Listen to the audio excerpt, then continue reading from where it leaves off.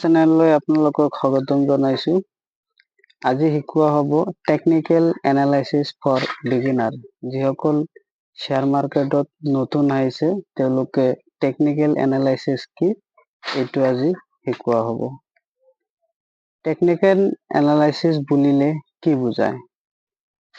Technical analysis হৈছে share, commodity বা ক্ৰিপ্টোৰ ভবিষ্যৎ মূল্য আজ কৰাৰ পদ্ধতি। মূলত চাৰ্ট আৰু ডাটা বিশ্লেষণ কৰা হয়। টেকনিক্যাল এনালাইসিসৰ সহায়তে যিকোনো শেয়াৰৰ দাম বাঢ়িব নে কমিব এইটোৰ ভবিষ্যৎবাণী কৰা হয়। যেনেকুৱা মই এইটো চাৰ্ট লৈছো, এই শেয়াৰটো হৈছে আপোনাৰ ACL টেক, এইটো এটা চাৰ্ট হয়। এই টেকনিক্যাল এনালাইসিসটো আমি আপোনালোকক বুজাই দিয়া হ'ব। টেকনিক্যাল এনালাইসিসটো যে ইয়াতে যদি চোৱা যায় যে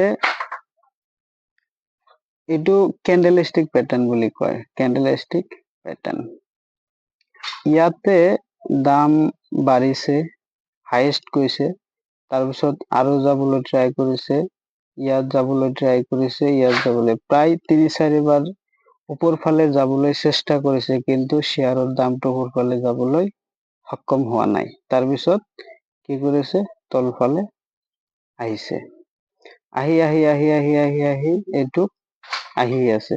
এইটো কোৱা হয় ডাউন ট্ৰেন্ড। এইটো কোৱা হয় ডাউন ট্ৰেন্ড। এইটো ডাউন ট্ৰেন্ড। এতিয়া যদি দেখা যায় যে চাৰ্টটো কিছু সময় আহি কি কৰিছে, এটা লেভেল পাইছে।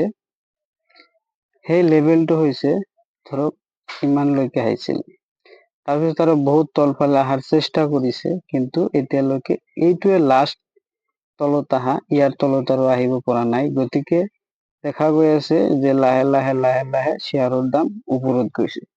তো এইটোক আমি কি বুলি, এই পয়েন্টটোক আমি কম সাপোর্ট বুলি কম, আৰু এই পয়েন্টটো যে আছিলে এইটোক আমি ৰেজিস্ট্যান্ট বুলি কম। ৰেজিস্ট্যান্ট হৈছে যে দাম যেতিয়া হাইয়েস্টত বাঢ়ি যায়, বাঢ়ি গৈ তাৰ ওপৰত যাব নোৱাৰে, তাৰ পৰা তলফালে ডাউন ফালে আহি যায়, সেই পয়েন্টক ৰেজিস্ট্যান্ট বুলি কোৱা হয়। আৰু সাপোৰ্ট হৈছে একেবাৰে দাম কমি একেবাৰে তলত আহি যোৱাৰ পৰা আকৌ উপৰ ফালে যায়, সেইটো কোৱা হয় সাপোৰ্ট। এতিয়া ইয়াৰ পৰা আৰম্ভ কৰি যে ডাইৰেক্ট যদি শেয়াৰটা উপৰ ফালে যায়, তেতিয়াহ'লে এই পয়েন্টটো সাপোৰ্ট পয়েন্ট বুলি কোৱা হ'ব। এইটো সাপোৰ্ট। আশা কৰো আপোনালোকে ৰেজিস্ট্যান্ট সাপোৰ্ট বুজি পালে। আৰু এটা বস্তু আছে যিটো আছিলে সাইডওয়েজ। সাইডওয়েজটো কি হয়? সাইডওয়েজটো মই আপোনালোকক দেখুৱাইছো, এইটো কোৱা হয় সাইডওয়েজ, মানে ওপৰত তলফালে কতো নাযায়, এইটো হল সাইডওয়েজ। এইটো চক এনেকে কৰিছে, এইটো কোৱা হয় সাইডওয়েজ মাৰ্কেট। আৰু যদি এনেকে আহে, এইটোক ডাউন ট্ৰেন্ড মাৰ্কেট বুলি কোৱা হয়। আৰু যদি এনেকে যায়, সেইটোক আপ ট্ৰেন্ড বুলি কোৱা হয়। তো মাৰ্কেটেৰ যেটো ট্ৰেন্ড থাকে, 3 প্ৰকাৰেৰ ট্ৰেন্ড থাকে। এটা হল আপ ট্ৰেন্ড, এটা হল সাইডওয়েজ, আৰু এটা হল ডাউন ট্ৰেন্ড। এইকেইটা ট্ৰেন্ড চলে মাৰ্কেটত। আশা কৰো ভিডিওটো আপোনালোকৰ ভাল লাগিছে। ভাল লাগিলে লাইক, সাবস্ক্ৰাইব কৰিবলৈ নাপাহৰিব। Thank U.